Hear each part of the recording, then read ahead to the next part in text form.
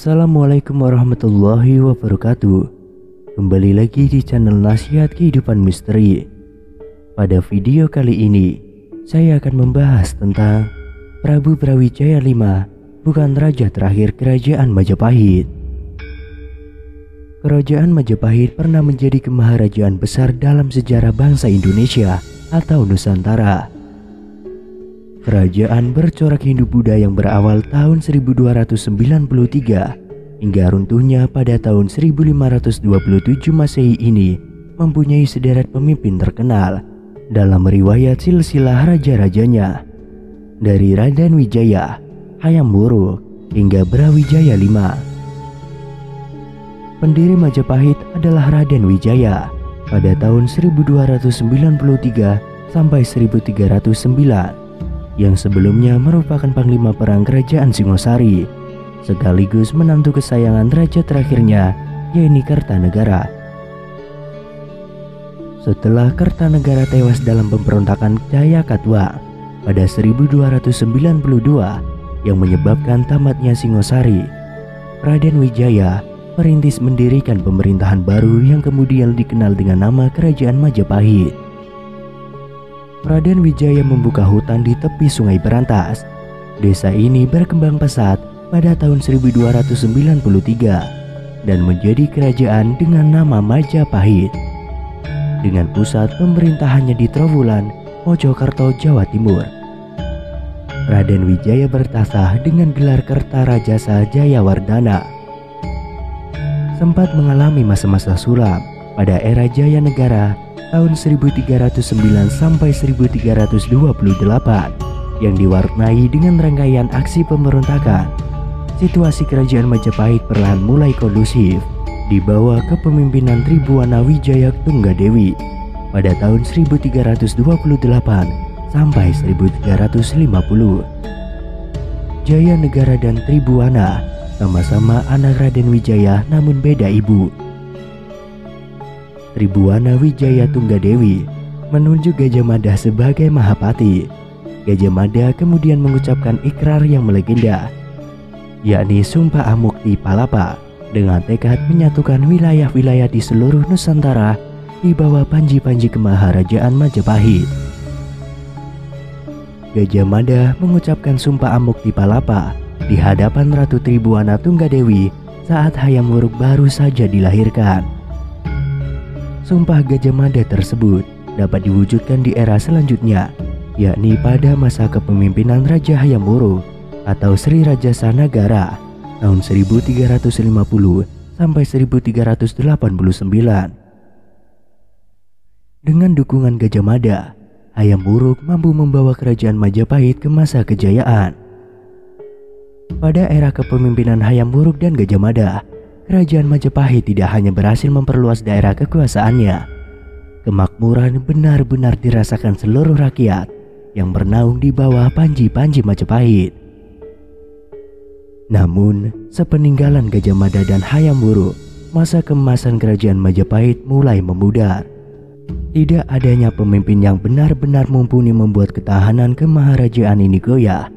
Beberapa negeri taklukan pun mulai melepaskan diri. Kemudian naiknya Ratu Suhita tahun 1429 sampai 1447 ke puncak singgasana sempat membuka harapan baru bagi Majapahit untuk memulai kebangkitan.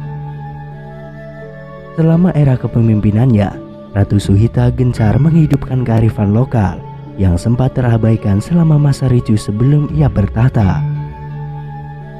Masa pemerintahan Ratu Suhita ditandai dengan berkuasanya kembali anasir-anasir Nusantara. Berbagai tempat pemujaan didirikan di lereng-lereng gunung dan bangunan-bangunan candi itu disusun dengan pundek berundak. Misalnya di lereng Gunung Penangguna, Gunung Lawu, dan sebagainya.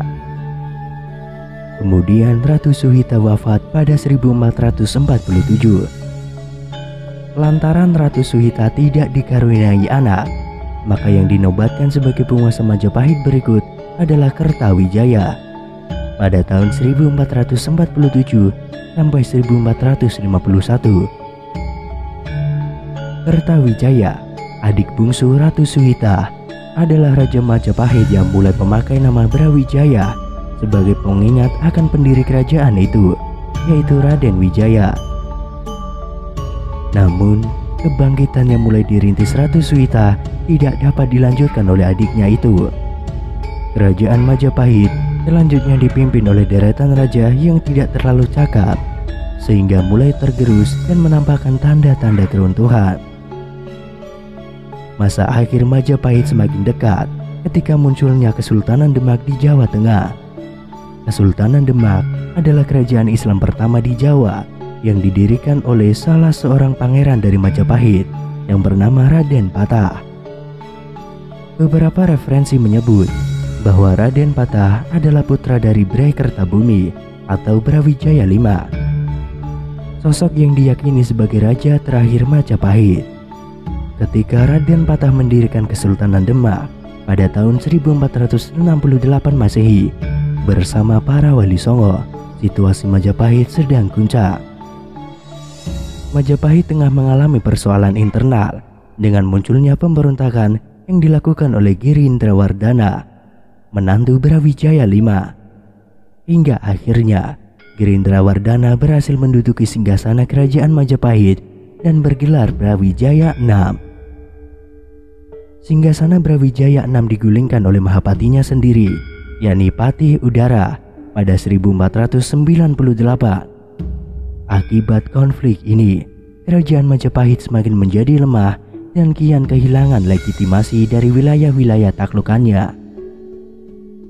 Pada 1517, Kesultanan Demak di bawah kepemimpinan Pati Unus, penerus Raden Patah, menyerang Majapahit yang saat itu sudah berpindah ibu kota di Daha atau Kediri.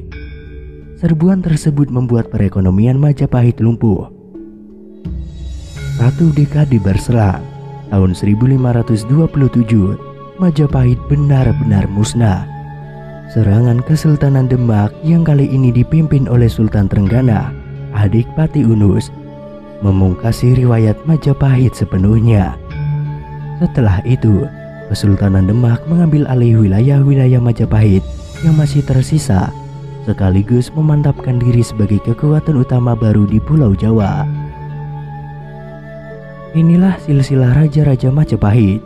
Yang pertama Raden Wijaya, yang kedua Kalagamat atau Srijaya Negara, yang ketiga Sri Kitarja atau Tribuana Wijaya Tunggadewi, kemudian yang keempat Hayam Wuruk, yang kelima Wikramardana, yang keenam Ratu Suwita atau Dyah Ayu Kencana Wungu, yang ketujuh Kertawijaya atau Brawijaya I, yang kedelapan Raja Sawardana atau Brawijaya II, yang kesembilan Purwawisesa atau Girishawardana atau Brawijaya III, yang ke-10 Brepandan Salas atau Brawijaya IV, yang ke-11 Bray Kertabumi atau Brawijaya V, yang ke-12 Girindrawardhana atau Brawijaya VI, kemudian yang terakhir Patih Udara.